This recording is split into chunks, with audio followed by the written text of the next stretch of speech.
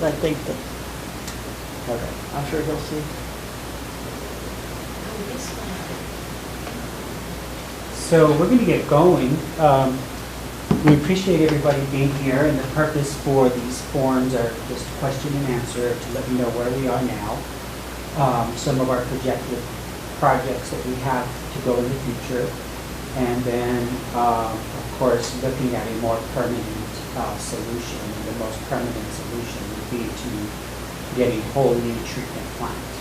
But before we go there, I want to bring us back to where we are today. So the parts, this is Maria Gilbury. She is the Director of Utilities for the City of Las Vegas, and I'm Mayor Trujillo, Louis Trujillo. And these are forums that I wanted to sponsor around town, different parts, so that people would feel comfortable coming, and also to get the knowledge and the word from us, as opposed to social media or other sources that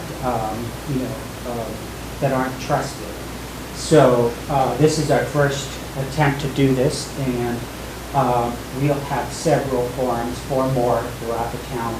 Senior Citizen Center, Luna Community College, New Mexico Highlands, all within the next week or so. So these aren't meant to be long and winded. We just want to make sure people know exactly where we are. And so you know about the temporary filtration system that the city ordered. Okay, so the water coming down the Gallinas River right now is too turbid and too polluted for our filtration system that we have at Montezuma right now. So it would definitely shut down our system immediately because of all the particles and the heavies that are in the water. It's not only ash, as you know, it's debris from the fire and chemicals from houses that burn along the watershed. And of course, our watershed goes from Montezuma all the way up to Cap Canyon, where the fire starts. So it's a huge area that was badly damaged by the fire, okay?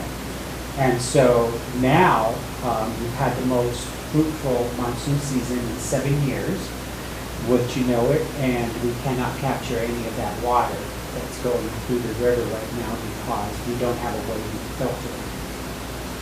So some of that water seeps into Story Lake. Story Lake is our reservoir. We have 3 reservoirs. Peterson, we have Bradner. Peterson is empty, we drank all of that. We're on Bradner now, and that is when we say that we have so many days supply. That is the amount of water that's in Bradner right now, and in storage, correct? Yes. Okay. So, You said how many days supply? right now it's what, about 30? No, Mr. Mayor, so I want to make sure clear, there's 2 different numbers. One is what's in Bradner. That's treatable to drinking water standards. And that currently is about 23 days in Bradner.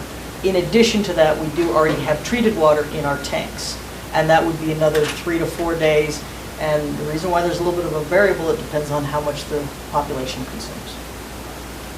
So we are currently in stage 7 of our drought plan, and that includes, of course, all the other stages. We are at stage 4 when the fire started, and so that includes no outdoor watering, fountains, swimming pools, washing cars, etc. Now we jumped pretty quickly to the different stages because of the water that we were using. We are now currently in stage 7 of our drought plan. That one's a little bit more intense, and that is when we started asking businesses to help us to reduce the amount of water that they're consuming. So we're working closely with the large users, which are hospitals, the schools, colleges, etc., so that we could make sure that they had a plan in place to reduce their water use, and they've all come up with great plans. So Right now, at stage 7, we are monitoring consumption. We always monitor consumption of customers. And thank God, because I had a leak in my toilet at my house, and they caught it and called me, "You have a high consumption bill." And so it was a faulty toilet, so I still had to pay $500 or whatever, but at least they caught it and they called us and they told us, "Hey, you know, something's wrong, you got a high consumption, we turn your meter off." So we'll do that if we know that the consumption is high. Hi, Art, welcome. If we know the consumption's high at a certain address, we'll turn the meter off until we figure out what's going on, okay? So, yes. How often are they monitoring that? They're off, they're doing it all the time, almost consistent, like all the time, every day. So you might explain the consumption clerk and how they're doing that. So we do have a field customer service crew that does drive around and collects data from everybody's meter that we can then transfer over to the computers, and our consumption clerk and other staff members can go through and take a look and bring up any excessive consumption. That way we can try and target anybody who might have an unintentional increased consumption, as well as also possibly find a customer who just does use a lot of water, and that we can talk with them about ways of conserving. We do have homes that use 2 to 3 times as much as another average home in town. An average home, an average person in Las Vegas is 50 gallons per person per day. And so that would equate to, for an average home, about 4,000 gallons in a month. We do have some homes that are using 10,000 and 12,000 gallons in a month, and that don't have leaks. They just are high consumers. And so we've met with them and talked to them about their consumption and to work with them on reducing. We also have people who have water leaks, and you find out that a toilet is leaking or there's a pipe leak, and then we'll meet with them and also try and help them locate the leak, or at least inform them that they do have increased consumption. So can I come as a business, come down to see you and find out how my business is doing? Absolutely. Anybody can come to First Street and meet with a customer service specialist and ask for an audit and a graph. And we can graph the last 90 days of your account to see what your water consumption has been like for 90 days. And that can go down to minute-by-minute increments. So normally we do it by day, so you can kind of see how much you're using in a day. But we can also go down to a 24-hour graph and see exactly what's happening at your residence. Sorry, where on First Street? Right All across from the golf utilities? course, State Police Building. Right at the state Oh, okay, police. the state police building. Okay, great, thank you. Are you guys providing any of the little tabs to go in the toilets to show if the toilet is running? Yes, we can also provide tablets or talk you through ways of testing some of your appliances or your faucets or something in your house to kind of help determine where there might be a leak. Through experience, we know if we're reading somebody's meter and there's a 0.08 constantly, we know that it's probably a toilet, and so we'll reach out to the resident, and 0.08, it adds up, and then that's a little bit of a leak, and then Yes, we do it have does. larger leaks on toilets when gaskets have failed that can go into the hundreds, if not thousands of gallons. Yeah, that's what happened with me. So we're going to take you back to the river and the condition of the river. The condition of the river right now, we can't use any of that water to filter at our current treatment facility in Montezuma. So with the heavy rains and the big monsoons that we've had, there is a diversion channel that goes to Story Lake. So with the overflow of the rain, some of that water has seeped through and gone into the lake. So it was an antiquated gate system that the Story Lake Water Users Association owned. And so they're getting it fixed, so this would happen again, and we could have better control of if we need to open it or not. So anyway, some of that water came into the lake, and so we felt that because of all that water and sludge and stuff that went in there, we're going to need pre-filtration or pre-treatment before it goes into our system. So the filtration system that's arriving, and they're putting it up as we speak, it's a huge filtration that came on a semi-truck. It looks like there's like three filters on it. It looks like 2 train boxes, and then one more like a grain silo. And one of them is, the first one, the one that looks kind of like a grain silo, that's for adding the chemicals that are added to the water that will weigh out the sediment. It blends with the sediment, the ash, makes it heavier enough to where it'll settle at the bottom and allow the clean water to continue on while the sediment takes its own path. In this particular situation, it goes through additional filtration. It's multimedia filtration. There's, again, the settlement, and then we're pulling the sediment out, the sludge out, and that's being disposed of, and all the water is being recycled. This is a closed loop system, so none of the water is being wasted. Anything that comes out of that sludge is going right back through the system, and the sludge is what's being disposed of. And so, go ahead. Is this the equipment that can be seen at the dam? Yes. Yes, if you notice, we've always had a pump house there. It holds 3 pumps. We take water out of Story. We would normally pump it to Bradner or Peterson and then take it through our treatment plant. Right now, you'll notice 2 bright blue container boxes, what appear to be containers, and then what, like I said, kind of looks almost like a silo, and that's the system that's being installed. And so the key here is to get that water, and we're already set up with a pipeline that was built years ago from Story Lake to our reservoir system. So we're already set there, okay?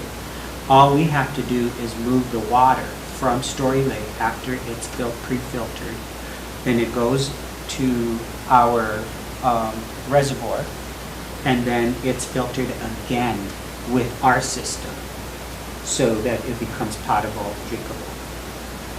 So the system that came in the crates, that's the 2.5 million, the original money? Yep. So the dollar amount, if I might, that's for a whole year. Right. So the way it's being handled right now, the first initial emergency purchase that the governor's office, DHSEM, and other entities helped the city acquire, they did the first month as an emergency. Get the equipment here, get the people here, get this installed. They can run that through as an emergency procurement. The next, I believe, 5 months are going to go through a normal procurement process, because there is a process with procurement to make sure that all your I's are dotted and T's are crossed. And that next 5 months is under a normal procurement process. And that will only be about 1.1 maybe of the whole 2.3 million approximately. So that number, I want to be clear, is that's for a whole year of operations, removing of the sediment, the rental of the equipment, and the materials needed. And real quick, I'll get back to you, Jane. Real quick, the amount of water that we have at Story Lake belongs to the city. Story Lake serves as an alternative reservoir, if you will, for us, and we have rights to the water that's in there. Not all of it, but a good portion of it. And so the next logical question is, how many days are in that river, or in the lake? 78? I would say 80 to 90. Again, it's hard to say because you've got evaporative losses and the consumption from the population. So, and in the meantime, just simultaneously, we're working to find a filtration system to augment our treatment facility right now to assist it in doing that. The one in Montezuma. Yes. And so we also know that the technology in our treatment facility needs to be updated in order to handle this type of water. So eventually we're going to need an entire filtration and treatment center. So timelines, When do you think the temporary one to put on to augment the treatment at the Montezuma? So let me make sure I'm clear. So the one at Story, that should be online by, I would say, the end of next week. So that first one, by the end of next week, we should have that one online. And then the supplemental one that we're looking at putting up in the canyon, that might take a little bit longer. Again, this was an emergency purchase. Okay. And so the other one is going to be a little bit different. You were talking a treatment system coming off of Story that already had a pump system. We're looking at an additional one up in the canyon that already has a sedimentation basin. It already has some of the components throughout nature up there, so it'd be a little bit of a different system. But that would be one that we would add up in the canyon for supplementing to assist, again, getting all this sediment out of the river water. And that, I would say, probably going to be more like 6 months. And that would be an approximation because, again, we need to make sure that we're not rushing. The one we've done at Story is to make sure that we can continue. And then we need to make sure we're doing the exact correct system for the water quality that we have up in the canyon. And then the third component, and these are all temporary components, would be, potentially temporary components, would be what we do at the main treatment plant. And that is because the ash and the chemicals and what's in our water has changed our water quality. So the system was set up for what we used to have. For the sediment we used to have, for the organic carbon loading that we had, that's what our previous system was designed for. You design for the water quality that you're treating. And our water quality has changed. So we may have to add additional chemicals. We may need to add in additional systems to inject those chemicals to allow the chemicals processing time. And as the mayor said, we have that. Well, that system treated the water before, and with what's happened to our river because of the fire, it can't treat what we have now. So it was a good system. It was an old system, but it was a good system. But with what's been done to our watershed, it cannot treat what we have to treat now. Not without help. Go ahead, Jean. So my understanding was that Peterson Dam, that's the one in Montezuma, was compromised with the runoff and stuff like that. And my understanding also is that sludge, that once it hits a treated water plant, makes that water carcinogenic. It never, that water, as soon as we knew that there was that the ditch had been compromised, we stopped moving water from Peterson immediately. Right, but doesn't the fact that it got in there, and I know that it was already fairly low, does that get scrubbed out? Yeah, Does that get- absolutely. It was already. Okay. And it wasn't a large amount of damage. Okay. It was still enough that's containable. Okay. So it was probably, About a room this size of area that we need to go in there and... It's pretty large, but it stayed. A lot of it did stay in Peterson, and so what happens? And this was our knowledge of what was going to happen with our system if we did introduce this ash-laden water and the sediment-laden water into our system. Our system immediately, all the alarms went off that night that the rain happened. Our on-call person, all the alarms went off. The system shut down and it's supposed to. It did contaminate, but it did enter the system, but everything shut down like it's supposed to. So it operated as it was supposed to and stopped producing water. The problem was it stopped producing water, and that's what we want to avoid. We don't want to introduce water into that system that's going to cause the system to shut down and require 24-hour cleaning, which takes it offline for that period of time where we can't produce any water. So that particular day, it shut down. We came in the next morning, we got a visual on what caused it and what happened in the plant.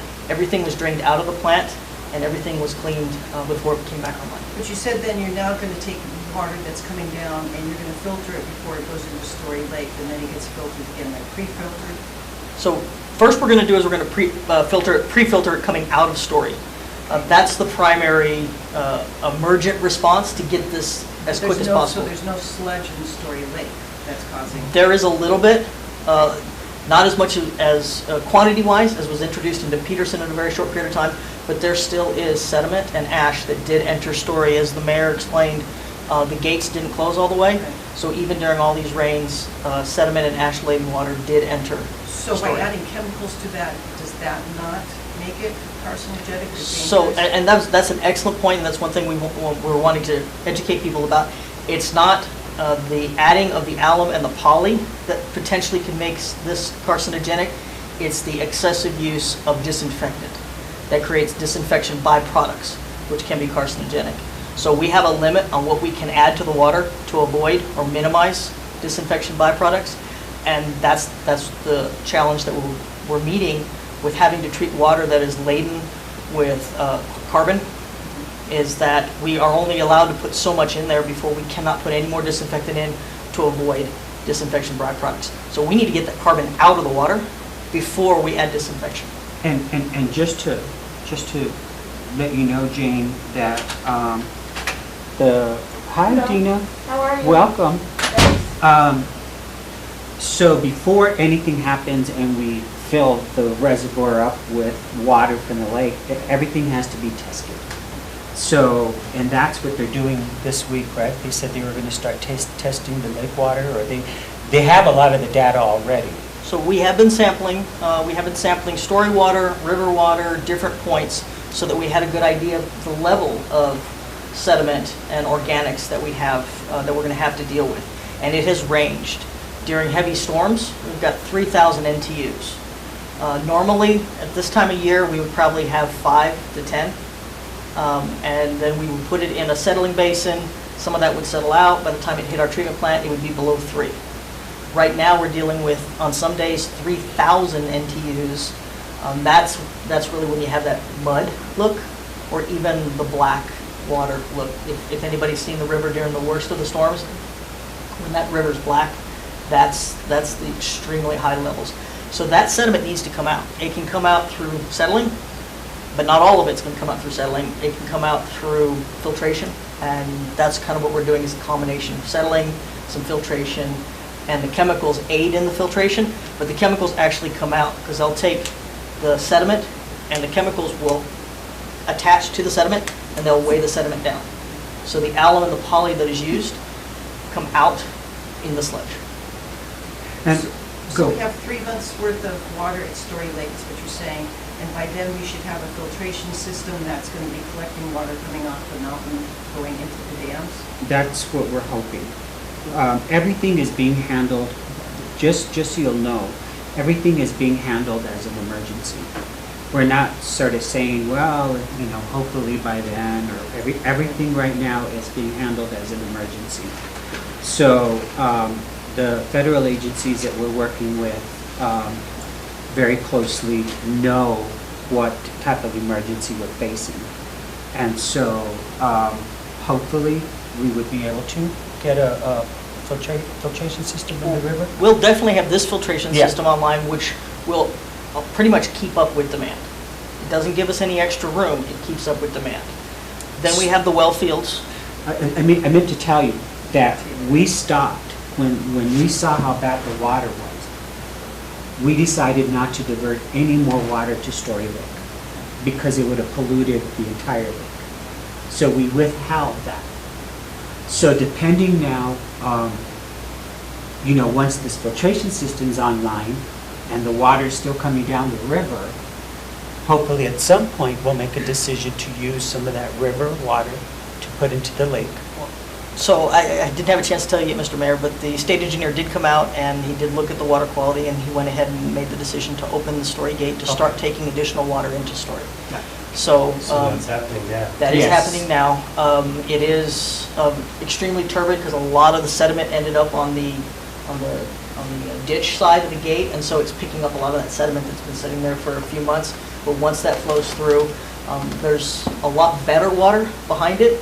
It's still a little bit of a challenge because it still has high TOCs and still has high turbidity and high TSS, but it's nowhere near as high as it was during the middle of the storm. And The so- state engineer did make that call. and so when we say that many, that's how much we have now. Right. And so once we start filtering and sending that water, and now that there's more water coming in, then we'll have a longer supply that's going to come in. And if I might, that was the goal, was not just to have this 80 or 90 days that we have in Story to be able to treat it, but that when the plant came online, when this pre-treatment system came online, and we were able to understand what water quality it could treat, then we could start taking more water off the river of worse quality, knowing that we had a solution. Until we knew what level that this plant could treat to, it was a little challenging to make that call because we didn't want to contaminate what we already knew was potentially treatable. And so it's a little bit of a balancing act. We wanted as much of the water, at the same point, I didn't want to take, and no one wanted to take water that would contaminate what was already there that was treatable. Can you talk about the team that we saw on the 10th at the city council meeting? So the person that was there is Jay Lazarus. He is our consultant. He is our staff. He is works for Glorieta Geoscience. And then we had Mr. Hammond here. He is the water master, the state engineer. He controls all water to people in the whole state. They've been around fires, that's the other. Huh? They've been around fires, so they. Oh, yeah. Oh, yeah. Yeah, especially Mr. Hammond knows what other communities are going through. And Jay, it's not his first rodeo. He's had lots of experience with different municipalities and even some of the Indian nations and so forth that he's dealt with. So it's great to have them, but even when the fire was burning the hottest on that ugly Monday that the whole town was evacuating, we were in here in a meeting. We already knew what was going to happen to our water. We were already in this room in a consortium of how many people were on that call? 200? Yes. Around 200 different people from different agencies that were already working on this, and they already knew what the next steps had to be. And that's when Army Corps of Engineers stepped in, and they said, we need to come and we need to do our work as fast as possible. So they came, they had an advance team come in, and the day that the president came to Santa Fe was the first day they started working to put those gabion baskets on the river. So they look like a fence, and the fence covers a bunch of rock, like river rock, and it goes from one side of the bank to the other. And then there's this fencing, looks like a big football goal that has all kinds of wire and cable, and that was put in to stop the large debris from coming down into our diversion dam. It would have taken out our infrastructure. So they've been here, they've been doing that, and the ugly water you see in town has already been filtered through those gabion baskets that, several of them, and it's still that ugly. So you can imagine, it's really to hold back debris, large debris, branches and trees and so forth. So Army Corps of Engineers, they're rock stars in my opinion. I've never seen a government agency work that fast, and I've been in government all my life. I've never seen an agency get up here. They had crews, bulldozers, trucks. I mean, it was like they looked like an army of ants working. And around the clock, it seemed like. In 4 weeks, they finished 30, 60, 90% plans, met with the city a couple of times, met on the ground with the contractor, had the contractor under contract, and the project started in 4 weeks. And it was at least a $7 million project. And none of that funding came from the city of Las Vegas. Right, nothing's coming from the city of Las Vegas. All the money's coming from the federal government. Everybody is contributing, and there's a lot of different funding sources that are helping out in any way they can, including for this pretreatment system. Like I said, the governor. We declared a state of emergency on Thursday night, and by Friday at noon, we had the 2.5 million. That freaked me out because I've never seen money move like that fast. And so we're very fortunate that we have really good connections and really good support, and the governor has been with us from day one. And it's almost like, that night when we were told, well, FEMA's not going to pay for that filtration system because it's not associated with the fire. And so the declaration that was signed in Washington had nothing to do with flooding. So they added flooding, and that sort of got the grease there, and that's how everything started happening. And I think that's how fast they delivered it. But the governor is on my phone. Anytime we need anything, I call her, and it seems like it happens. So we're very fortunate for that. They're going to worry about getting reimbursed from the federal government. And just to let you know, it's our responsibility to hold the federal government responsible, in which we intend to. So, we intend to get everything paid for. And, yeah, we may have to dish out here and there, but we intend to get fully compensated for our expenses. So, Catherine? You answered it, I think. I just wanted to know that the 2.5 wasn't a loan to us? No. It's, okay, cool. Nope. Thank you. That was the best news to us. The city of Las Vegas did not have to sign anywhere, did not have to cut any checks, and did not have to do any procurement. We are the citizens of Las Vegas are the recipients of this temporary pretreatment system, and all of the funding was handled at the state level outside of the city's area. So, So what's going to be the permanent solution versus temporary solution? well, yeah, and you stepped in a little late. These are Band-Aids that we're using here. They eventually, eventually we will have to replace the entire treatment plant in Montezuma. That's the permanent solution. For now, we have to find temporary solutions to even augment our system that we have right now, or to assist it. Long term, it is an entire treatment facility. They're paying for that too. Absolutely. At the beginning of, like this time of year, on a normal year, how much water would we have in each of these dams? Because what you're saying is that when that system gets put in place, we're starting brand new, filling those dams up. And I'm not sure how much water then is coming down the mountain to fill up. Do you know what I'm saying? Yes. How it's going to So- serve the community? On a normal year, this has not been a normal year in any way, shape, or form. We had the largest fire in our state's history, the windiest spring on record, 80 miles an hour, 21-day red flag days in a row in April. I mean, we had just everything, and of course the monsoon. This is the best monsoon season we've had in 7 years. And so, without the damage, we would be completely full. Our dams are We'd be starting the fall completely full. completely full. So what's going to happen then when we do get that in? You say 3 months of Story Lake, and then we'll have this system in that's collecting water off the mountain. But how are we going to survive on that if it's not? We're starting, you know what I'm saying? Correct. So we're going to be supplementing it. Again, with this pre-treatment system at Story, it's going to give us an inclination of how bad of water we can take off the river. And we're going to take as much off the river as we can. We're going to take something to supplement it and to add to it, and the more we can take, the better.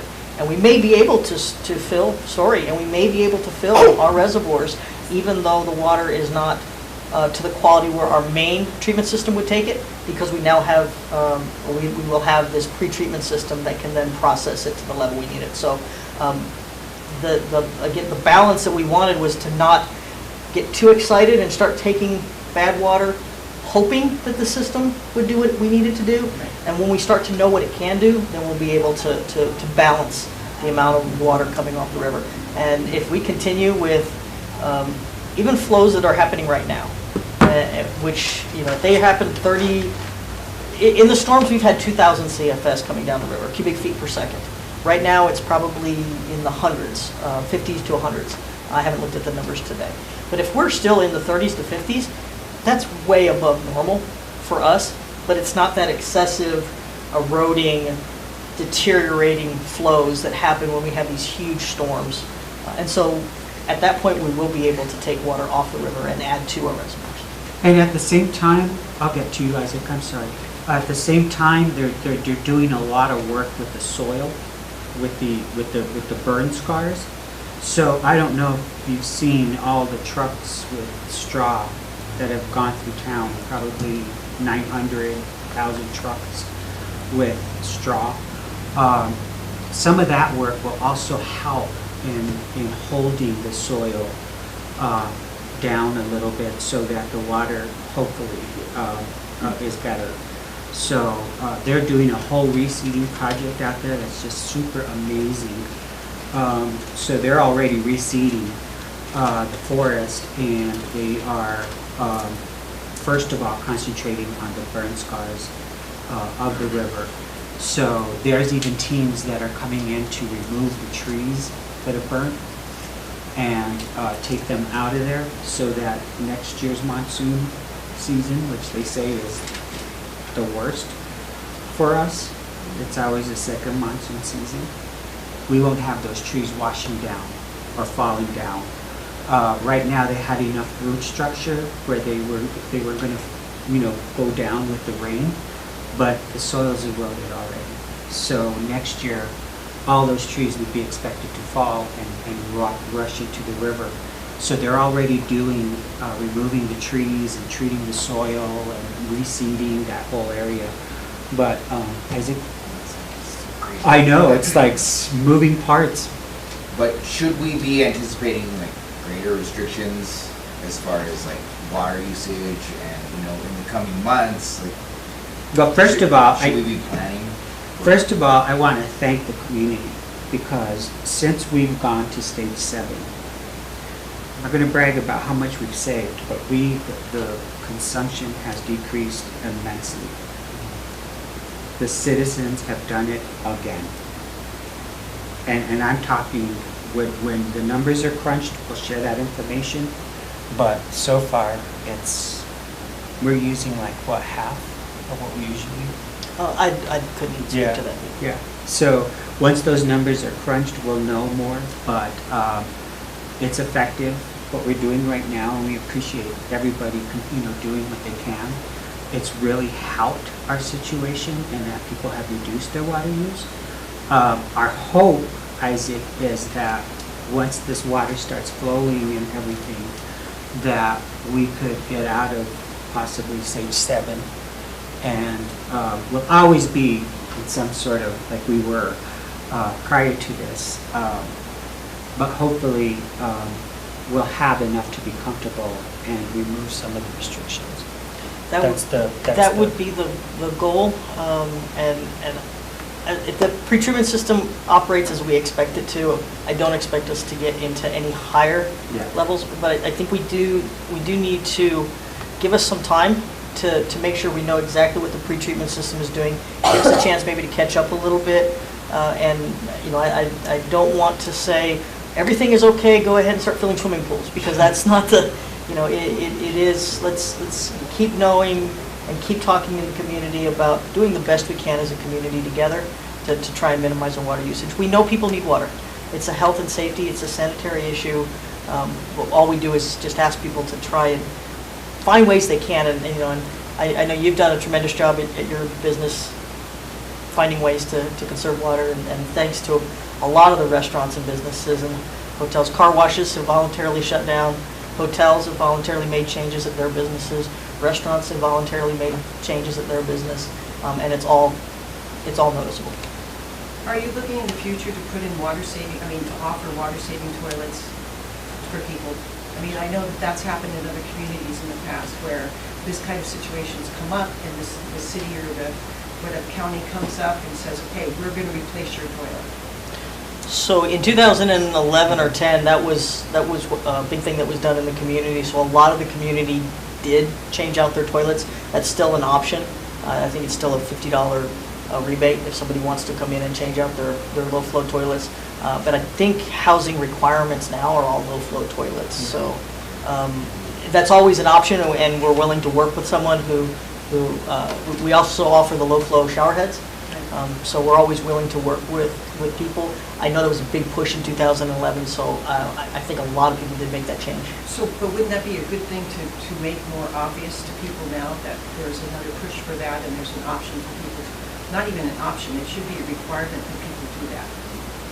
Yeah. If they can't afford it, then the city or the state or the federal government, whoever picks up the tab for replacing people's toilets. It's a good idea. We'll definitely make it. I mean, I know you've got all that bottled water out there, and that's great. You should have low-flowing toilets out there too. You know what I'm saying? Do we have any?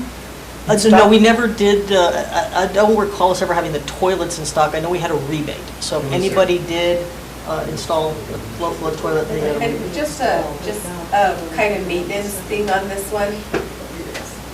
having the toilets are different than having them properly installed. You can That's have what I a just low said, yeah. flow toilet that is not properly installed, and you'll use tons more water because it was not properly installed. So you also want to make sure that you're not just saying, here, come get all of these toilets, Right. and then they go, and you're like, why is that whole community, they went and got the low flow toilets, and now their water bills are through the roof. Then And what another good happened? idea would be then the federal government pays the plumbers to go in and install I it. think Yeah. that would be better. Yeah. And then that way, if there's accountability Right. for the toilet Yeah, being no, used. that's a good Yeah, point. Yeah. and right now, plumbing and finding plumbers, Is very you know, hard. is very hard.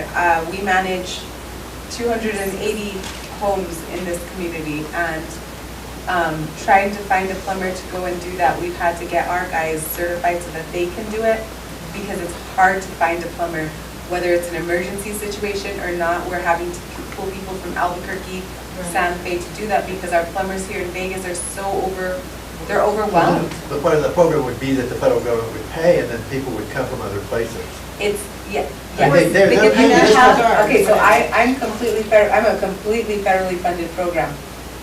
It's still hard to find the Right, people but to they do it. started the fire, and that's the thing, the reason they're paying for all this, they Yeah, started the fire. and I'm not arguing that. Yes, they started the fire, yes, they will pay for it, but finding the people to do it. I, for one, am completely grateful that Maria's being proactive. Like, everything that I've heard has been a complete eye-opener on the progress and the productivity Absolutely. and getting ready for what could happen and not necessarily Waiting being for it. reactive. The They city's started being in April, proactive. which Yes, is- they're being proactive. So these other programs, the way that I'm seeing it is they already have things in motion. And I think as a community, if we're doing our part and they're doing their part, and that's kind of what we're trying to tell our tenants, is to be patient and let the progress go. And when we see that, because when you start causing panic, then all that happens is more destruction and more problems. You're panicking because you need to fill up all these 5-gallon water tanks and you leave the water running. Like, just stuff like that happens. So I'm grateful. Sorry, So- I'll get off my soapbox. No, but people need to hear what they've been saying, and Yeah. there's a lot of bad rumors out there that aren't true. and- Absolutely, and that's why we're here, Right. because we get the rumors, and I told the mayor, we'll be here at every one of their forums, because we have 280 families that'll be calling us saying, the mayor said this, no, he did not. Yeah. Maria said this, no, she did not. Yeah. That kind of stuff, so we come so that we can disseminate the information the best that we can, and I just want to let you guys know from the housing side, we are very appreciative. We talked to the town of Raton and the town of Taos. The town of Raton actually had this happen in 2008 where their water was contaminated and they had to pull from different sources. And so their city manager had talked to our executive director about different plans, and I told them, let them do it. They have a plan. I don't want to insert our opinion on what's already moving. And it's hard because people have so many good ideas that have come to me or sent me emails from New Zealand. I saw this on the story, let me tell you what we did in our town. And I'm just impressed, but service industry, that's one thing.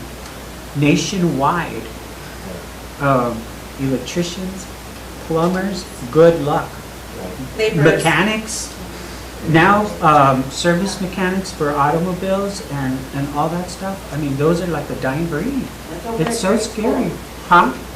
There is one. Luna's doing a whole budget. Luna is doing one, and I went to a graduation in Arizona, high school graduation for my niece. And 70% of the graduating seniors already had a degree in plumbing, electricity, cosmetology, auto mechanics. They got dual credit while they were going to high school. All of them were graduating from high school with a career path.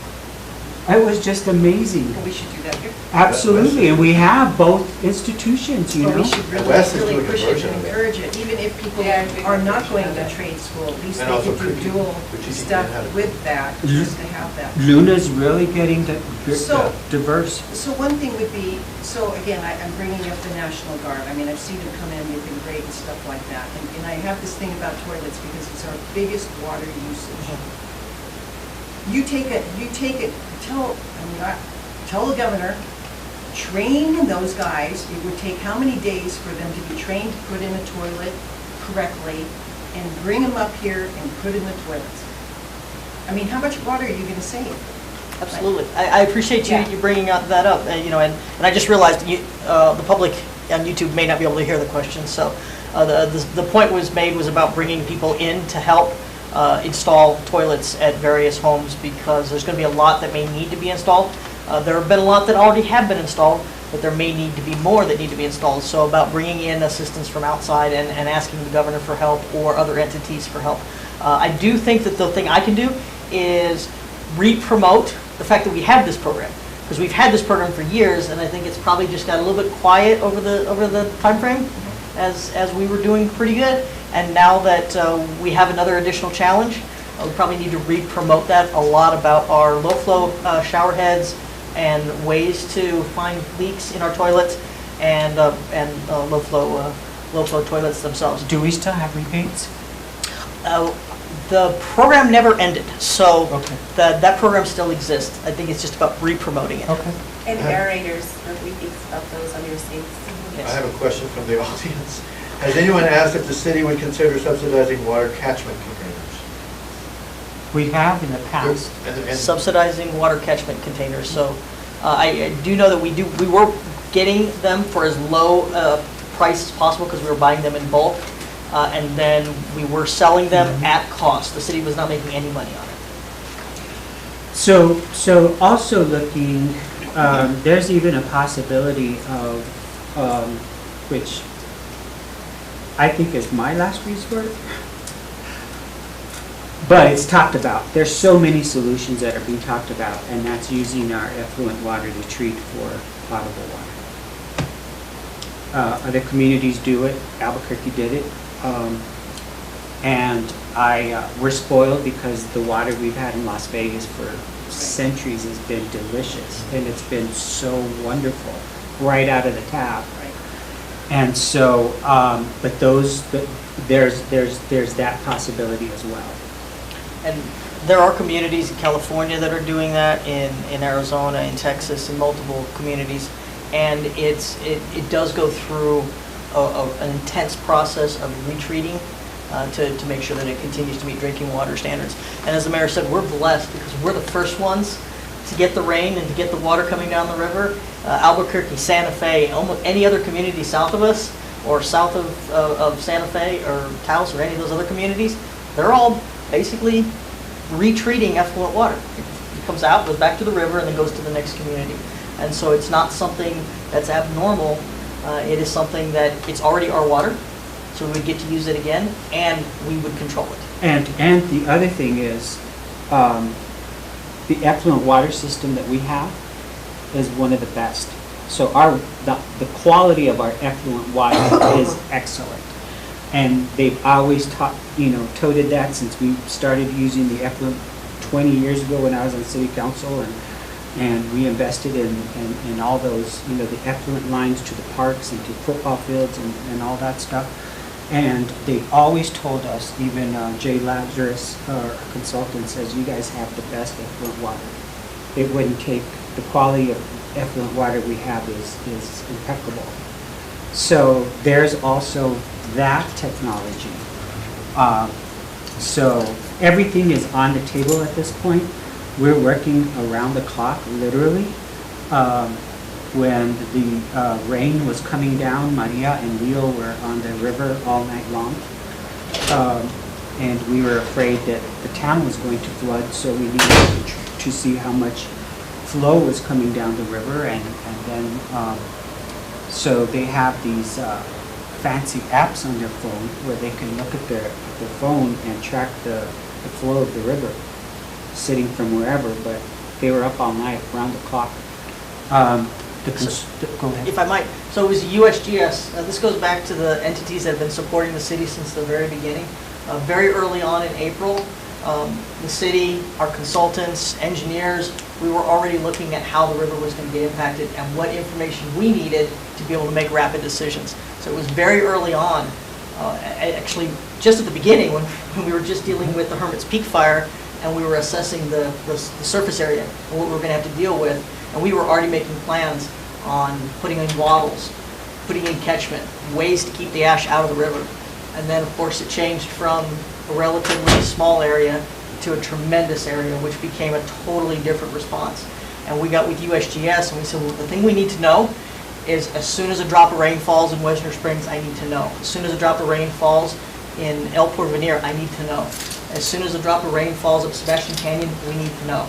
And they put in 12 gauges 12 up the gauges. river. I believe it's, and I think they're working on a couple more. They even, one area they could only get to by helicopter. And they were putting in these gauges so that we would have advance warning, so that we could start to assess what could come down the river, see what's happening with the gabions and the structures that were put in to protect our infrastructure, and also make decisions about what we needed to do to, again, as the mayor said, protect the city. So they studied how long it takes for a large rainstorm up in Cap Canyon or Beaver Creek to get to the city. So we already know that it's what, 12 hours or 10 hours? It depends on the flow. but It can be- depends on it's- the large flow, Yeah. but they had to, that's all the science that's involved in this situation. Now, had we had the fruitful monsoon season that we had, you know, everything is so green and beautiful now, and some of the burn scars are already healing. It's just unfortunate that we haven't been able to use any of that water, so. Yes, sir.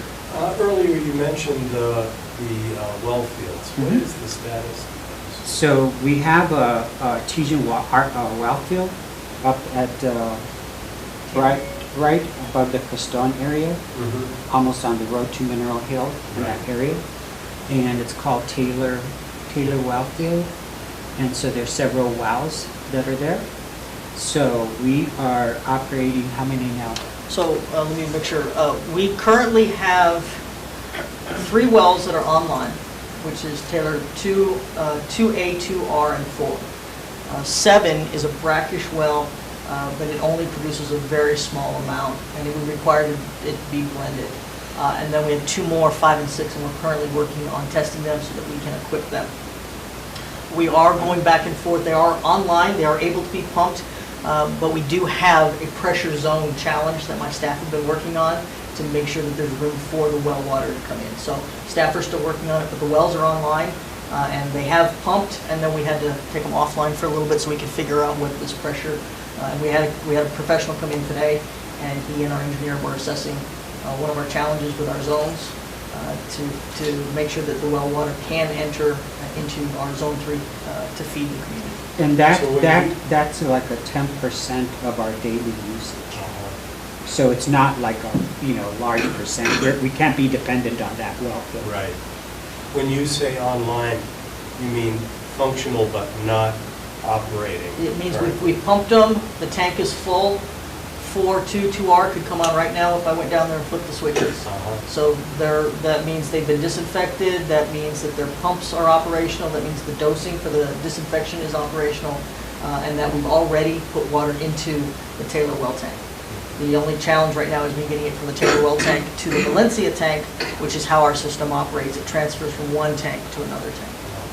So that's what I mean. Now 5 and 6, they were actually out inspecting it today, and we're hoping to equip them soon. And equipment would be actually dropping the pumps in the wells that are already drilled. And what we're trying to be courteous of is not pump them all the time, you know, so that they replenish, and then so it doesn't bother the aquifer for some of the people south of town. Before had issues. Yeah, who before had issues, and we're trying to be good neighbors, you know, and that water belongs to the city. But we're trying to be considerate of everyone. Yeah, I live in Romeroville, so when they closed the standpipe at the city, we had no access to water at all. We've been hauling water for 10 years, Because your well is dry. because our well is dry. Yeah. There were so many people that came out, we had no idea, I had no idea there were that many people using the standpipe at all. Yeah, it's. And so then we had to now limit the number of gallons that people were taking from the standpipe to give them. We've been conserving for a long time, Yeah, you know, because we have to haul it, I mean, it's costly. yeah, it is costly and it's laborious. It's to fill up the tank, take it back, dump it into your well if you have one, or use it off the, it's completely, and so we're trying to be nice neighbors and yet take what is ours and use it for when we need it. We also don't want to cause any permanent damage to the well field. 2013 was the last time we pumped regularly. The well field has still not recovered from 2013. So it's a very sensitive well field. We do need to be very cautious about how much we take out so that we don't permanently damage it.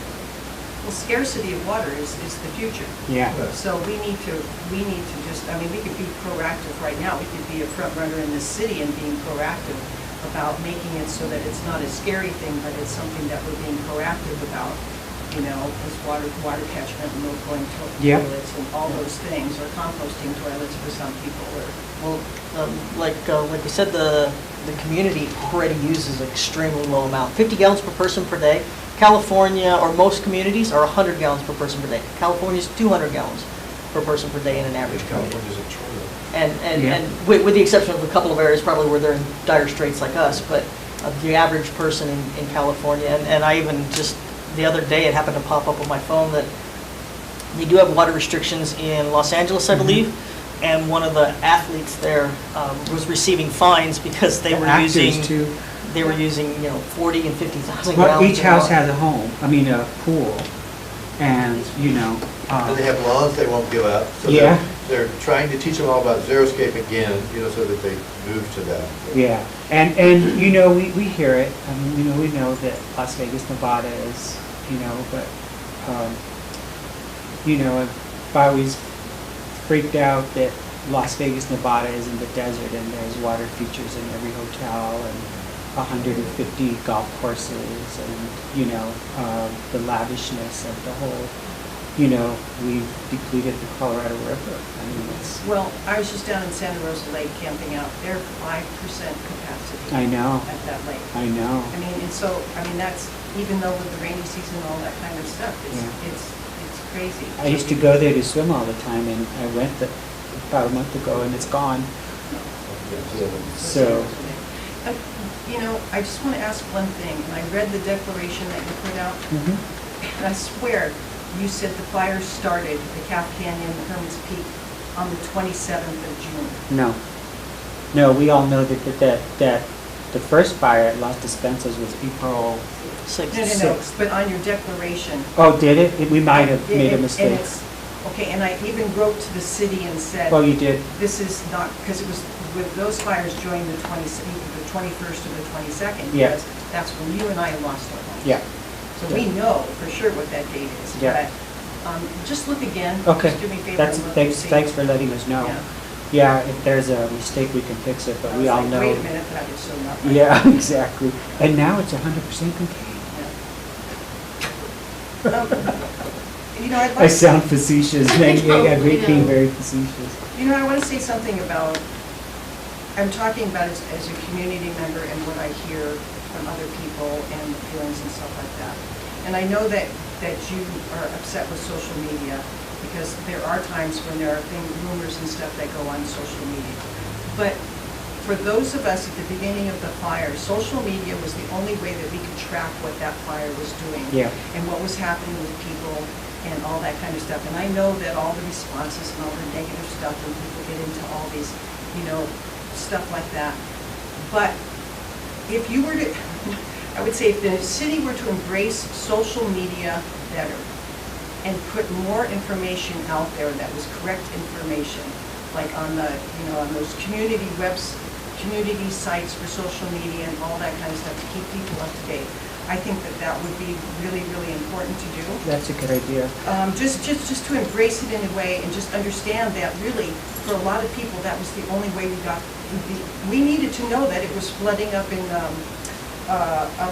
Maestas Canyon, because if it's flooding up there, we know in 3 hours it's going to come down and be flooding in Montecito. Yeah. You know what I mean? And Yeah. so those were the kinds of things that were really important, and that's why people look at it. How up Another to date thing- is your Facebook page? I update the CLB utilities Yeah. one. I update it anytime I have critical information. Right now, it's being updated probably every couple of days.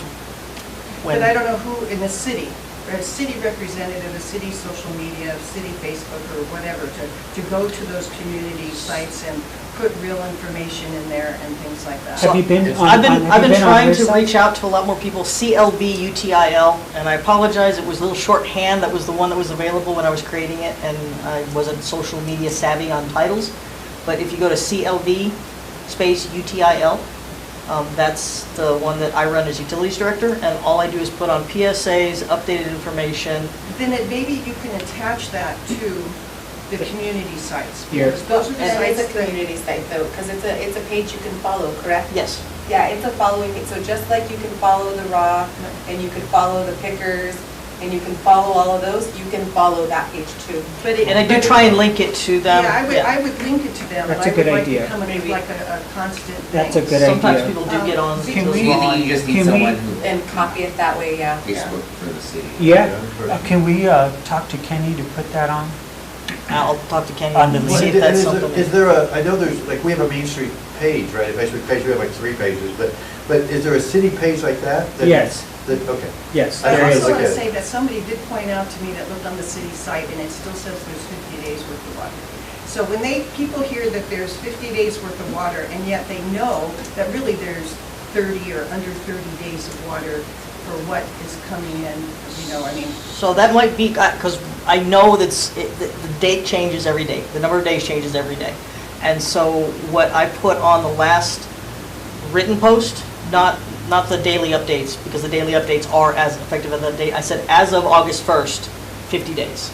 So I made sure I put in a date associated with the 50 days, because I know that that's a question, and I'll keep making sure that I do that we associate a date with the number of days. And we can get one of our IT people to work on the Facebook communication. Yeah, that would be It good. seems like it's not This you form- don't need to be doing that. Like, No. you know, like that, you have way Between bigger, 3 a.m. and like, 4 a.m., I have a little bit of time. Like, I Yeah. mean, Yeah, right? the information changes so quickly. Well, Yeah. it should be, And all it this should be stuff. the person who's the information person for the Yeah. city. We don't have one now, but we're trying to get one. The other thing I want to point out, I'm going to read this quote to you, and this is another example of why people are upset. It is disheartening to our families and our children to not know that they may not have water in a month from now. That's your city manager on Associated Press. So that, again, this is the information. I mean, this is great to have this really finite information here, and I'm surprised that not more people are here.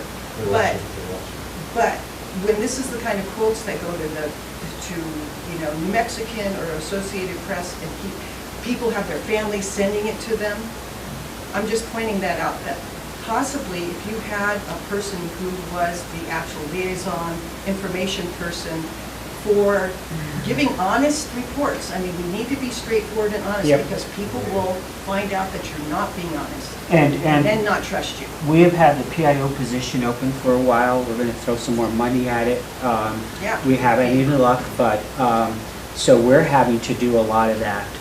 And not all of us are trained in mass communications and public speaking. Well, that's why it's worth paying the money for it. Yeah. But maybe pull it from somebody that it has another venue in the city that could maybe handle it. till Believe we me, can we're find it. working on it. And We- the city, we wanna- the city has a good page, it just needs to be updated. We- It's got a little boy sleeping. We need to, you're absolutely right, but this is on the front burner. We Right. are desperately in need of, in the last, since the AP story broke, we probably had 15 media inquiries. Right. From anyone from Fox News to CNN to NBC News to, all that stuff, so. That's back to the labor shortage. We And- don't have And I absolutely agree with the PIO because, Yep. you know, I'll speak for myself. I have been interviewed a few times, and sometimes when I'm asked a question, I'm like, if I don't specify clearly enough, they will take half of my quote and turn it into something like that. So without having been there when the city manager was interviewed, that could have been a leading question that led to that answer. And so, And it so can- that's why having a PIO And he can be could have been helpful. even off the interview, you know what I'm saying, on the side. Well, and they take Demonstrating bits and empathy. pieces of what you say. I have about three different news. At the same papers point, that I've I'm been, like, I've been interviewed by, actually, It's I hard. think the best ones have been the young Yeah. interviewers, the ones who interview for University of New Mexico or For, some of the more NPR. independent, NPR, NPR, independent. great PR was people. great. Yeah. They do a great job, and they're They say very what it careful is. as to what they put. Right. And as a journalist, I may not have selected that word. If I was writing the story. Yeah, but they're. There's a also- responsibility. And they're looking for things that are Absolutely, kind of like- sensationalize it. But you're getting phone calls from your family in New Yeah. York, and you're getting phone calls here, and you're getting phone calls there. Yeah. And then you've got people, then, I'll tell you that I've heard, and I don't, people won't tell me what businesses are thinking about leaving because they're insecure as to what's going to happen here. And then you have insecurities at the university and at the World College Mhm. because they're insecure. So it creates an atmosphere of insecurity. And I get it that we need to be a little insecure because it is very tenuous. But we've got to be, I mean, I think it just has to, we really need to lay it on straight to people, really honestly, what's going on, what's being done, and all this. Yeah, I would say the math, the everyday math of, well, okay, we had 50 days, 2 days ago. You know what I mean? Like, I think that has been a challenge. I think having an update like this today was So, you know, and Really I think some people may have walked in afterwards, it's 23 days is what we're down to Yeah, right it's now. 23 days. So And I want to be clear, it's 23 days of water that's in Bradner that's treatable to drinking water standards. I've always wanted to be straightforward and clear and understand that the reason why I say that is because we have water in Story. I can treat that, but probably not to drinking water standards until this pretreatment system's in. And the You know, we pretreatment have- system will be in, and again, you put Yeah. that date, Right. and that is gonna help with people understanding, you know, feeling better Yeah. that it's gonna be in place before we run out of Yeah. 23 days. At the same point, I do want people to be a little bit of, okay, maybe I should wait a little bit on X, Y, or Z. You know, we've asked businesses, contractors, who said, hold off on your projects. The city has a couple of projects that are in progress right now. To finish those projects, require us to flush the lines and disinfect them, which require wasting water. Right. So all of those projects have been on hold, and I know people ask sometimes why projects don't always happen. Isaac, I know there's a couple of times when he and I have had conversations about projects, and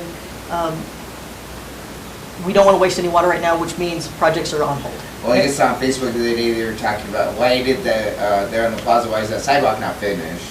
It's like, well, you probably need a lot of water to make the concrete and, you know, get it going. There's, All these there's a variables that few- you just can't Yeah. really, unless you do projects, you Yeah. don't know. and I want to talk a little bit about, and Jane brought it up earlier, is water safety. You know, how safe is the water? So EPA is on us constantly. We have a great relationship. We have a great relationship with Santa Fe. What's his Steve? Joe Martinez. Joe Martinez. Joe Savage. They are with us whenever, and they're requiring us to test just as often and frequently as we always have. And so they're all over this thing to make sure that the quality is going to be good. So we want to assure you that we're not doing something that's not being regulated by somebody else.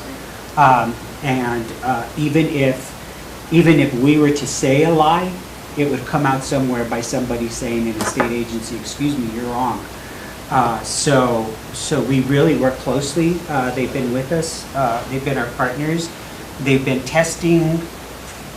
They've increased their testing. If I might, I'd like to go all the way back to when this started, because I think some people didn't get to hear everything that was going on. From the point when we knew that the water treatment plant was actually potentially going to get impacted by the fire, and even before that, even a little before that, when we knew the water quality was, we were reporting to them or 4 times a day. So, about every 8 hours or so, maybe every 6 hours, we were sending a report every 6 hours, and we were getting a response every 6 hours. So our representatives, our assistants, our water quality specialists in Santa Fe were getting our emails at 2 o'clock in the morning and responding. They were taking our phone calls at midnight. Yeah. Well, the night that we sat out at Bradner and watched the fire as it approached the water treatment plant, we were on the phone letting them know. They kept calling us. Where's it at? How far is it? Are you evacuated yet? And we kept the employees involved and calm because we needed to treat water till the very last second. And we needed to keep the state confident that what we were doing was producing good quality water for the citizens. And so our manager was, like I said, every 6 hours sending off an email saying, this is the water quality, this is what's happening, and a complete update. And eventually they said, okay, you can go to every 12 hours, and then every 24 hours. So we're now at every 24 hours. So we make a report to the state every 24 hours. And the Secretary of Environment was here that night on the 10th, and so was Richard, their liaison, who is fantastic. I can call him right now, and he'll answer my phone. That's how responsive EPA has been with us. They have been, are good partners, and we need them now more than ever. And so what we're trying to do, what I want to do is get him here. Once the production starts, I want him to come to a meeting and a forum and talk about it, because sometimes it's different listening to someone that's not connected to the city. Right. And the news sometimes seems more reliable. And so we're working at getting them here. The Secretary of Environment was here. So we definitely will keep that on the front burner, because there's, people start thinking about, oh, the water tastes bad and it's contaminated and all this, and it doesn't help to have a radio host say that the water is contaminated that we passed out last week. It was crazy. It caused I think they tracked 119 phone calls of the citizens calling here saying, is the water that we passed out bad? And it was all through the radio station, him saying, if I were you, I wouldn't drink it, folks. I've already had 9 phone calls. People are getting sick, and it caused a huge panic. And so So the water is safe? Absolutely. Yeah. I don't drink it. You can drink it. It's totally drinkable. We had it tested over the weekend. It's totally fine. To make coffee? And Yeah, stuff, yeah, for whatever. So And you're saying there was contaminated? no, and Say it loud and clear to the people that are watching. And Yeah. I'm sorry to say this because I'm older, but you've talked about social media, and that's all great, and I think that's all good. But the optic should give us a page every Wednesday where you could outline. it's every Friday. Or every Friday. It's on Well, every It Friday. should be on the radio stations too. It will So be. that the older people and the Hispanos, nosotros también, it should be in English and Spanish, and you don't have to put time, exact dates, because that makes people crazy. Put estimates. This is an estimate. We have an ad every Friday, and Okay, well, I never do. okay, and so what it does is it outlines where we are, how much water we have, where the filtration system is, how far away are we to production. It has everything you need to know in a square. And maybe it should be everything, not just the water situation, but, paving down, Well, that started off as the the mayor's corner. Oh. Now we're using it just during this emergency, just to talk about the water. We'll go back to that, because we were covering that. These are the Yeah, paving so- projects, these are the, we were doing that, but, Here's the money allocated for whatever. And Maria, correct me if I'm wrong, but didn't you used to put like a water blurb in the back of everybody's city bill too? We can put it, we do sometimes put it in the back of the bill. We do definitely do a Friday water report, which happens to be on the same day, but we do a Friday water report that also talks about, and that was a regular one. That wasn't anything different, that wasn't anything special. It was our normal Friday water report, which tells you rainfall and storage and gives a little blurb usually about a project. We were trying to update people on projects in that same bullet. so as you can see, all the plates are in the air and we're trying to balance all of them. There's lots of moving parts. There's lots of consultants. We belong to a consortium of professionals from all over the world, actually. Not just here in the US and New Mexico, but they expand. You should come to one of those meetings. It's fascinating. But they already knew that Monday that exactly what we were going to do, next steps, this is what we do, we're going to call them, we're going to call this team's going to do that. So it helps to have a consortium like that and a sounding board where we can even say, hey guys, have you ever heard this? Has this ever happened in your community? What filtration systems are you using? And the information just shared in those meetings are just fascinating. Sometimes boring. But for the most part, we're very fortunate that we have good consultants. We're not the team. The team, the consortium, and the consultants that are working with us are the professionals in this. Maria, of course, but we're under very good guidance. We're not doing this on our own, and we're not claiming to have all this knowledge. We're really relying on a lot of professions and a lot of professionals to help us through this. So. And there is FEMA teams that are down Park now, Yeah. at the county, you know, they're coming in, so. Yeah. FEMA's in my office. FEMA has a desk at utilities where every day they come in, and is there anything else the city has done that is a reimbursable item due to the fire or flood? This is the cleanup crew. That's right. So Yeah. FEMA in many different areas has, even with some appearance of things not maybe being as fast as people would like. I know I've personally, I've had to submit a claim, and I'm still working on that claim. And so things don't happen as fast as you would, as any of us would like. But there has been, in that particular case, or with FEMA, improper use of federal funds. And so they're being very cautious to make sure that our money is provided to other people correctly. And I have to say, up to this point, I'm not dissatisfied with the governmental entities that have helped us yet. And I say that because I hope I never become disgruntled because they'll know it. And but everyone has just been. I'm fascinated. The National Guard, the Army Corps of Engineers, it's just been incredible. FEMA. I have not been disappointed yet, of course. I'm not the person whose house is flooding every day in Rosiada, or, somebody who lost a home is going through that whole claim system and all that stuff. I did lose a home, and we're going through that system. A little frustrating there, but for the most part, as far as what they've done for the community, I'm impressed so far.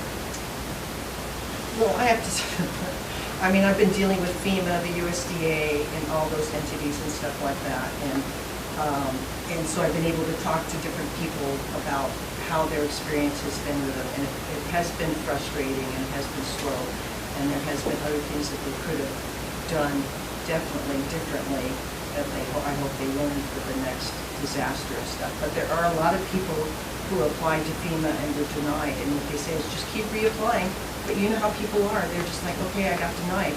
But there are, and just to point out to you, it's Solid Madrid, that's a really good resource for people, and that should be another thing that's blasted out, investigated by the city, and then blasted out on their social media, that there is these entities in Solid Madrid that will walk people through filling out their forms, filing for the business grants, or any of those things, because they're all very complicated, or, and especially for people who don't have access to computers and all that kind of stuff, where they have to fill out the forms. Mm-hmm. So that's a great thing, but no, people have been frustrated. and Oh, I it know. has been- I know it is. And It then the is. USDA, as far as, reclaiming your forest, they'll pay 75%, you pay 25%, and then you find somebody to do it.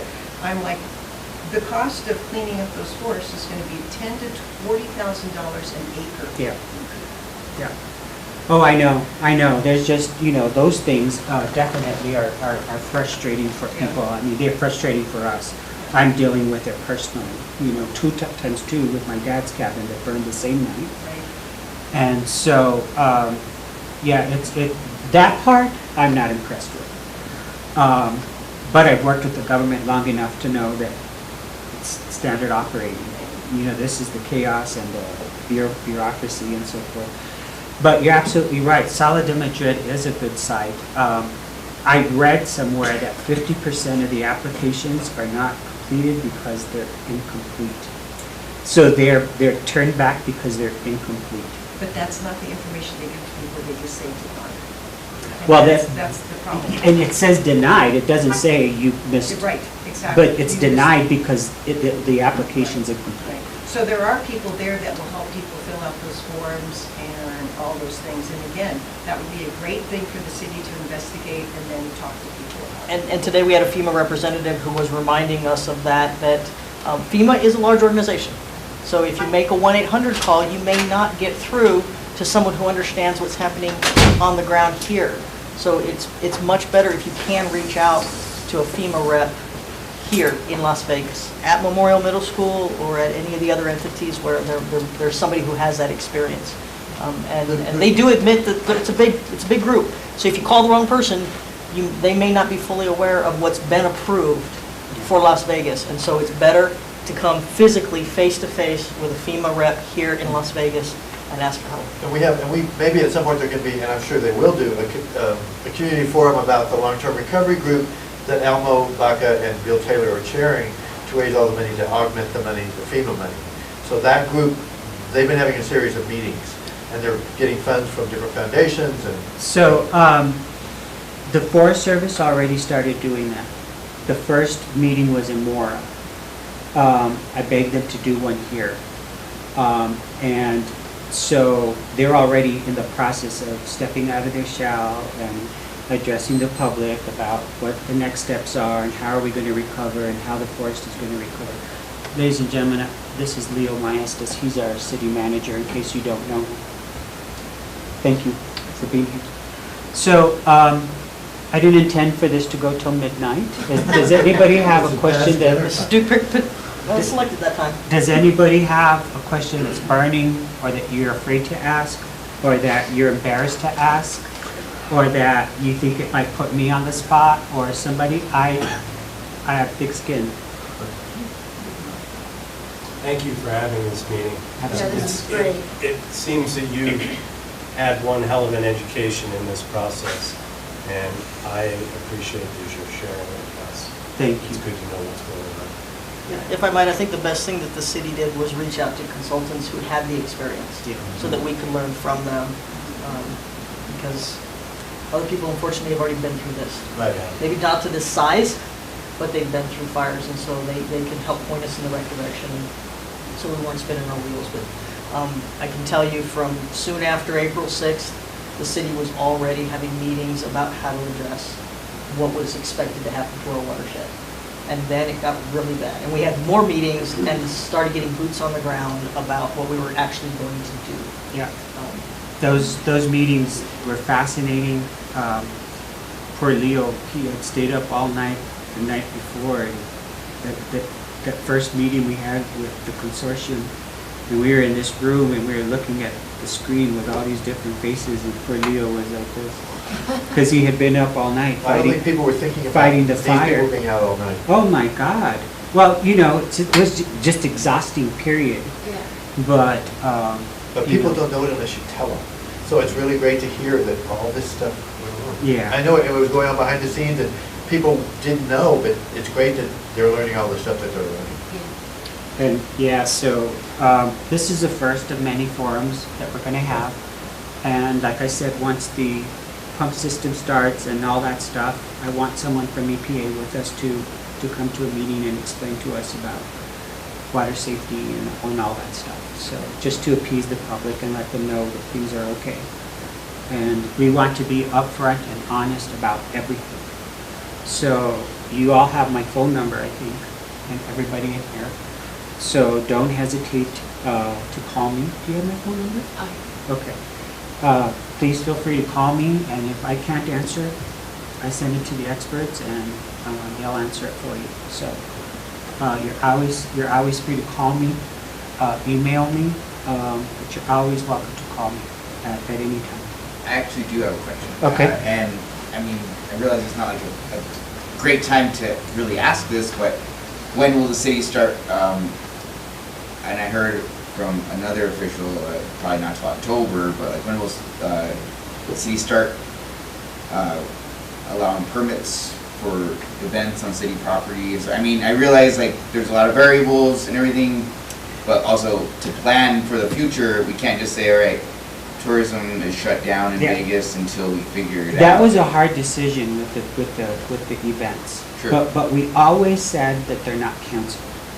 We always said that there was hope of a postponement. Sure. And we still have so many bands that have been paid for al fresco. Hopefully have a nice Indian summer in October and have those concert series come back. Those car shows and stuff, and start inviting people back when we know that they can shower and poop.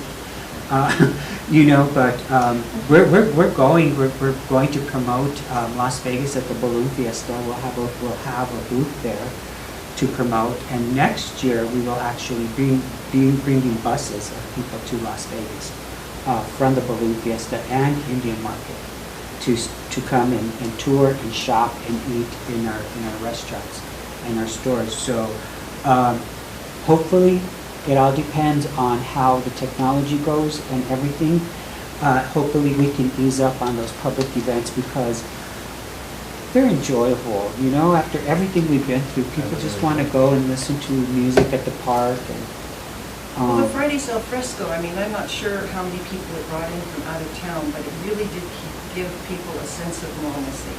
And one of the things that could have offset it, or maybe if you decide to bring it up again in the future, is have bottled water out there. Or Have distribution. Gallons, Yeah. your distribution there, and you'd be like saving water because people would be taking water they wouldn't normally go pick up, gallons of water or something That's a like good that. idea. Just to kind of offset that, but I tell you, again, it was just really upsetting because it brought so much joy to people. Yeah. In a very stressful time. And I was looking forward to the People's Fair. Right. But they bring 3,000 people Right. to town. Yeah, and I can And- see, And that, understand but to a long story short, as soon as we can, we're going to reinstate those activities. Yeah, absolutely. And hopefully we have a beautiful Indian summer and we can extend the season and maybe into the fall and bring back the Friday al frescos and some of the other events that we missed. But we always thought of it as a postponement, and we never thought, oh, this is it, no more, nothing. We always approached it as just let us get through this bad spell, and then once it's over, I'm convinced that we'll be over the hump, and that we'll be in a better situation. Well, thank you for your service. Absolutely. If I can kind of clarify not clarify, but just add a little bit more.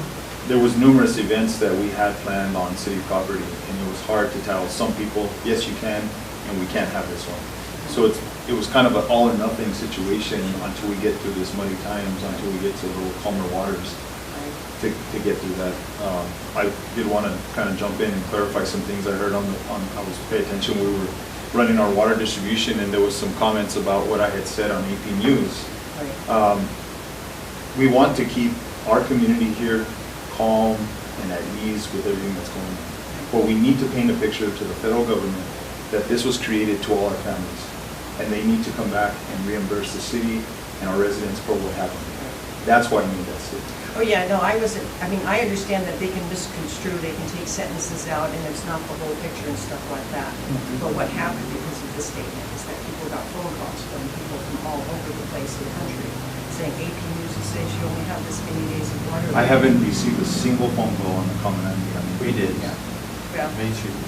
Yeah, we've had too. I mean, I've gotten calls from people around the country. I mean, AP News is pretty big, and then it was also, I think, in New Mexico. So it wasn't trying to be critical directly to you. It was just that kind of comment with nothing else around it is really, I mean, you're trying to speak to the federal government. When that goes on AP News, it's going to, you know what I'm saying, everybody. I did get one call from a lady in Denver that's they're retiring here. They bought a beautiful home, the Baca estate. Right now.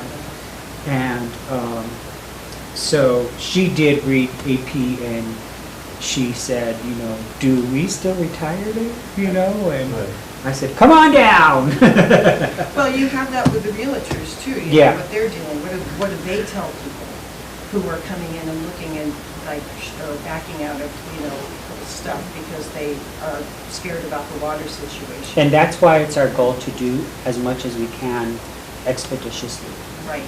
And to And be straightforward, I mean, maybe it's not the time for some people to move in, I mean, it's the Wild West. Yeah. The bottom line is that there's, well, I've been in Vegas long enough to see that there's always, between the drought and the economy or different things that have brought us, we keep getting up to this point and then we drop down, you know, you have to be pretty tough-skinned to outlast it here. Yeah, yeah. But yeah, it wasn't critical directly to you, it was just, that was the quote, and that was the reaction from people from that quote, and so it gets misconstrued as far as, like, we only have less than 30 days of water, and then what?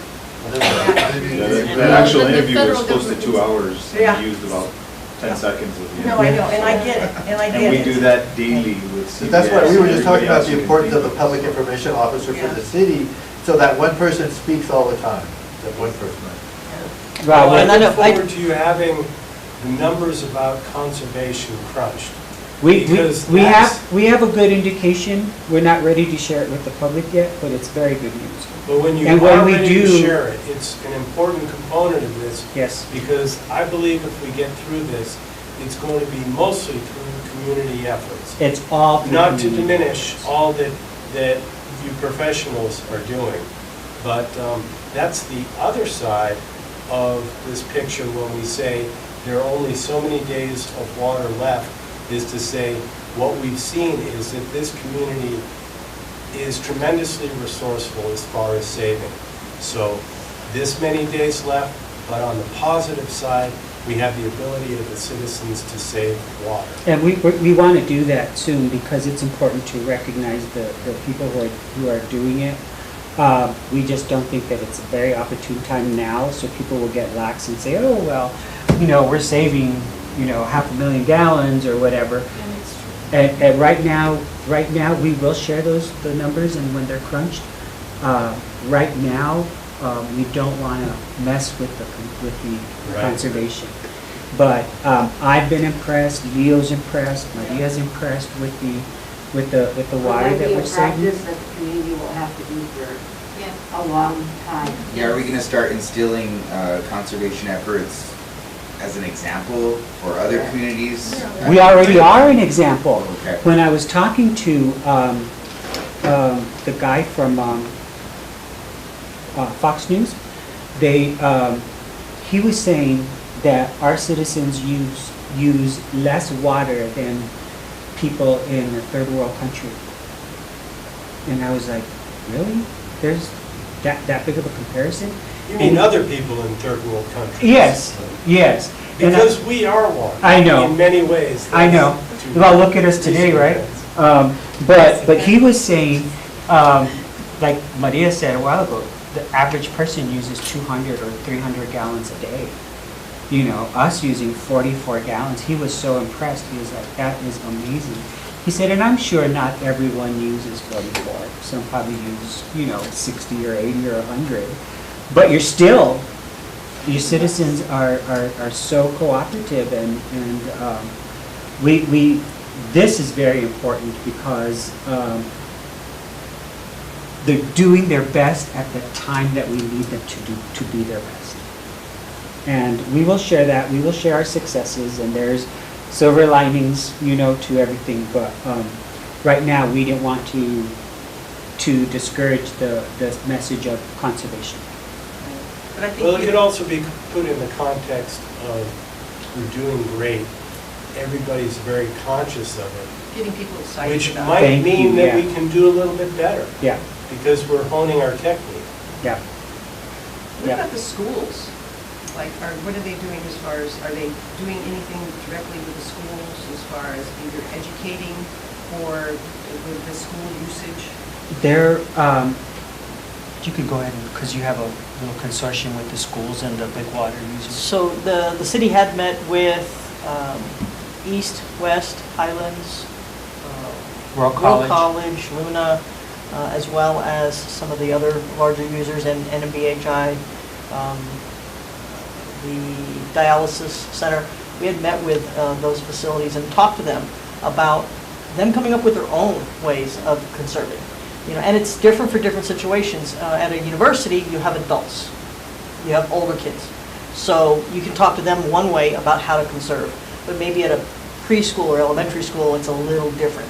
So each entity was looking at how they could conserve, whether it was by using disposable utensils, whether it was by bottled water instead of fountain water, whether it was sitting down with the students and talking about, you don't play in the bathroom and flushing the toilet just for fun. Right, exactly, or brushing your teeth with the water. Or brushing your teeth with the water running, which, I think most of us, our kids kept reminding us about that one. Quick, make sure you're turning the water off. So each one of the schools was was looking for what worked for them, or entities. NMBHI had their own. We came up with a huge conservation plan that we put in place right away. And different entities had different ways of conserving. So even the dialysis, which actually filters its own water, in addition to what we do, found ways of making sure they still met their requirements without having to waste any water in the filtration process. So we did have those conversations, and what we were looking for, just like we're looking for from the public, is not to tell everybody this is how you do it, or this is what you need to do, but these are ideas. What works for you? We had some hotels come back and say, we'll shut our pools down and we'll give one towel to every person, and they won't get another towel, and they won't get their bed sheets changed until they ask for it or they move out. And so each entity found their own way of And I think they're going to like this way. It's going to help them financially, eventually. So they may put these in permanent practice, like Isaac said. Do we need to have an ordinance that every house has a low-flow toilet? Possibly, but then in helping them get the toilet and stuff is a different thing. One thing too, God, I'm so sorry to take up everybody's, but those business grants that they've offered to businesses for April, May, and June, where the businesses have dropped and their application is due by Friday. If you could push the governor and say, look, we need more than that. Yeah. Because now we're affected with all the flooding and with our water situation, and that is also affecting the businesses right now. And it's going to affect this community. So we need an extension on those grants. Well, let me tell you why there was such a short window. It was because it was a very fixed amount of money. Right. The other thing is, Alicia Keys, the secretary, loves us. We have a great working relationship. She has already started thinking about other ways to promote or help the economy of Las Vegas. And so we're working closely with her. But she's tourism, right? She's economic development. Yeah. But still, we're not looking right now to bring tourism. Well, we're not looking to develop, but we're looking to maintain and to fortify the existing businesses. Right. That's where it goes, because even with the tourism department, so right now, our goal isn't to say, hey, everybody come to Las Vegas and spend the weekend there. We have to change our angle about what do we want to advertise about Las Vegas. You know what I mean? Now we market the day trippers. Come eat our food, come look at our beautiful buildings, and so everything has taken a turn. But the agencies are working with us, and yeah, absolutely. And so that's exciting. But Secretary Keys is very interested, and she would be the one to talk to regarding extending the date. I can let her know that we talked about this, and also making more funding available. Yeah, making more funding available, because now we're being hit with the summer and this fall and this. It's not the money we don't think of people directly affected by the fire, like damage. No, it's for loss of business. Yeah. Loss of business. A lot of people had to close because they didn't have staff. And so... Well, like Randy's business was down 70%. That's huge. And so he still had to pay his employees. So you know. So, help us through this. Thank you for attending. You know, this is wonderful, and that's the approach of these forums, is I'm asking people to help us through it. We're not here to tell you that we're the saviors and we're doing everything right, because no mayor has ever lived through a pandemic, the largest forest fire, and water shortage. No government has in our history. So work with us together. I'm the first one to call on help. If I don't have an answer, I'm not claiming to know the answer. I rely on a lot of professionals that are assisting us through this process, and I'm the first one to raise my hand when I need something or I don't understand something. So these forums are really meant to exchange and to open the communication with the community. So our next one is at Luna tomorrow at 11, and then the Senior Citizen Center on Tuesday. They're going to make me a Frito pie. So I'm going. And then, so a nice intimate talk with the seniors about that. They worry. Senior citizens, that's all they do is worry. They have time to worry, you know, and so that's a really important conversation that we need to have. And then at Highlands University that night at 5:30. So. We now hope if all the students show. And thank you for your idea. We'll get IT on managing our Facebook pages better. Yeah, embrace social media. Yeah, is yeah, my advice. Yeah.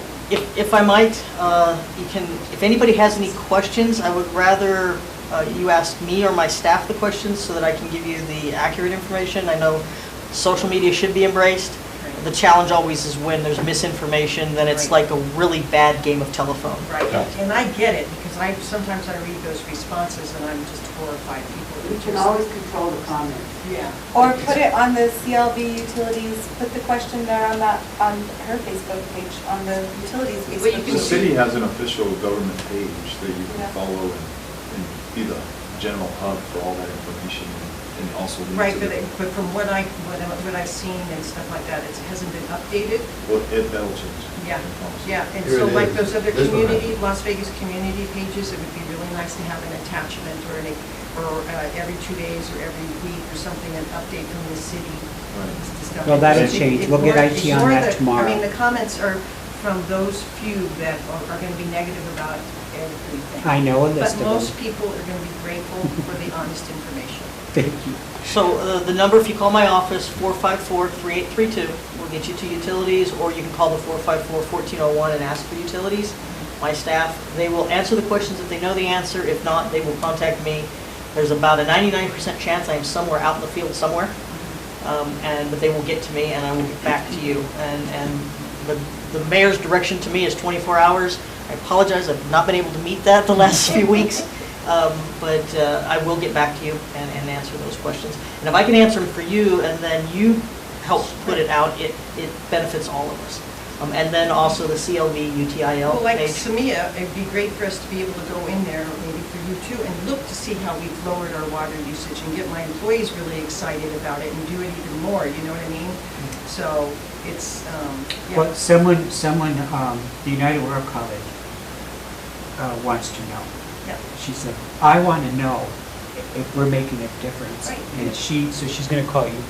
But she said, you don't know all that we're doing up here. And I said, good for you.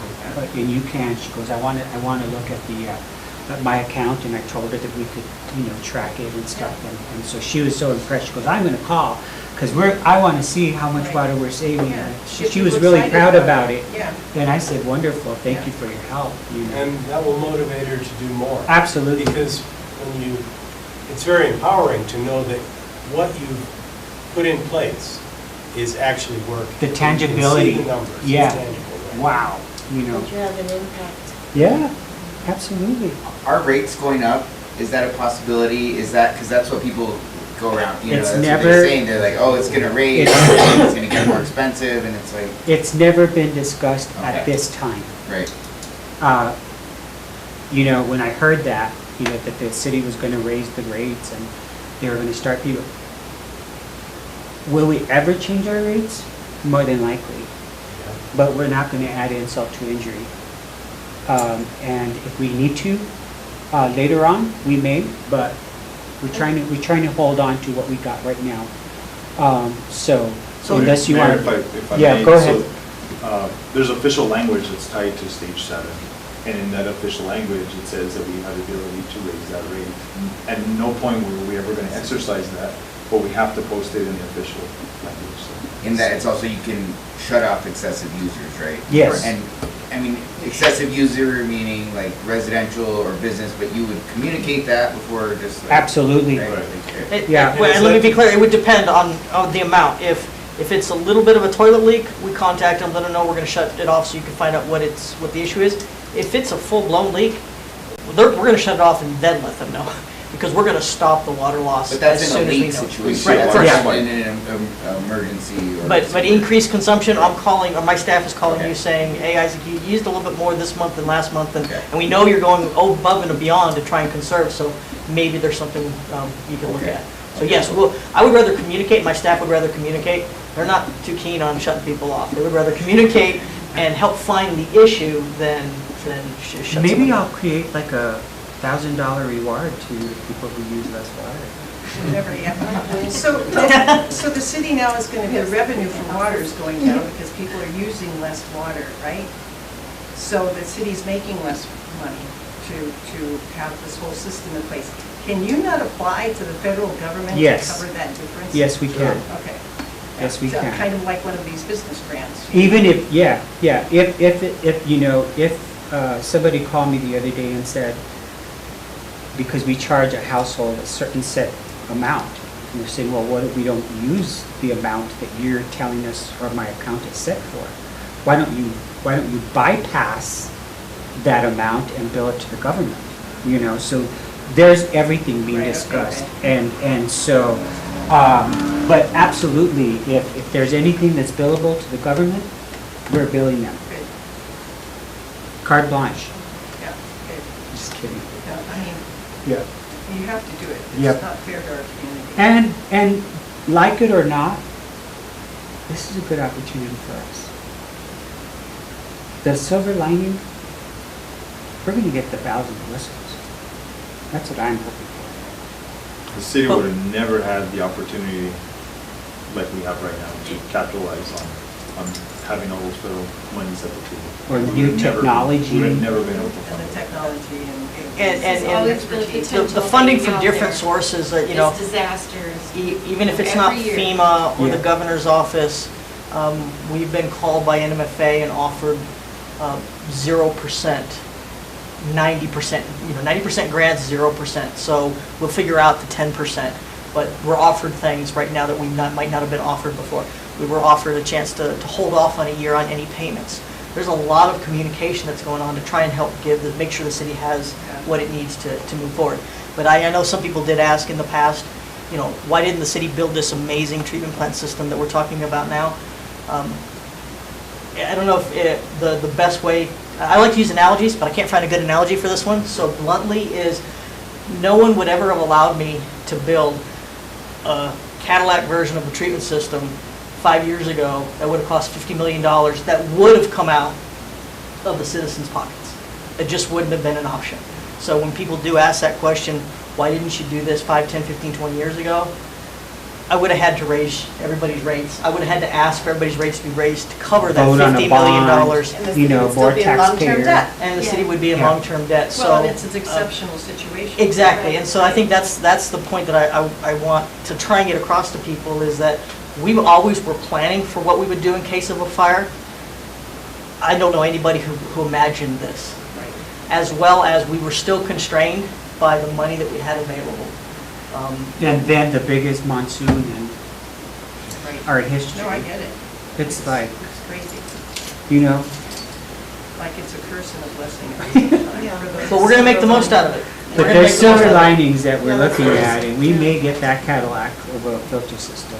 Because we need it, because our plant was treating water, and now it can't treat the water, and that's not because of us. So, thank you, everybody. Okay, thank Appreciate you. it. Thank you, guys. Okay. And we gave out over 2,700 households water today. Wow. We gave over 2,300 households last week. Just add that number. So people are on the bottle. See you, Art. Good to see you. Bye, Catherine. Thank you, Art. Take it easy. Good to see you. Still there? She did, really? Yeah. I haven't talked to her in a while. Take it easy.